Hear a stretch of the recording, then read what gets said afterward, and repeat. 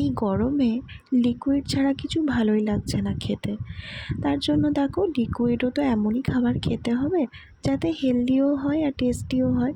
তার জন্য নিয়ে নিয়েছি চিড়ে, একটা পাকা কলা, একটা পাকা আম, একটু মতো ঠান্ডা দুধ মানে দুধটাকে ফুটিয়ে কিছুক্ষণ ফ্রিজে রেখেছিলাম, আর একটু চিনি। তারপরে সবগুলোকে একসাথে মিক্সিতে করে ঘুরিয়ে নিয়েছিলাম। মিক্সিতে ঘোরানোর পর খেতে যা হয়েছিল না, অসাধারণ খেতে হয়েছিল। তোমরাও এরকম মিক্সিতে ঘোরানোর পর একটু স্লো মোশন ভিডিও বানাতে পারো আমার মতো। তার জন্য একটু ধীরে ধীরে ঢালবে সুন্দর দেখতে একটা গ্লাসে।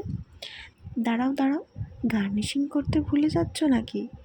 ড্রাই ফ্রুটস দিয়ে একটু গার্নিশিং করে দাও, তবে তো ফটোটা ভালো উঠবে। যাই হোক, তোমাদের যাদের ব্রেকফাস্টে একটু তাড়া থাকে, যাদের অফিস যেতে দেরি হয়ে যায় রোজ খাবারের জন্য, যাদের একটু পিজিতে প্রবলেম হয় রান্নার জন্য, তোমাদের সবার জন্য এই খাবারটা খুব ইজি। এইগুলো সব ইনগ্রিডিয়েন্টসগুলোই তোমাদের ঘরে সবসময় অ্যাভেলেবেল থাকে। খেয়ে জানাতে ভুলো না যেন। Thank you.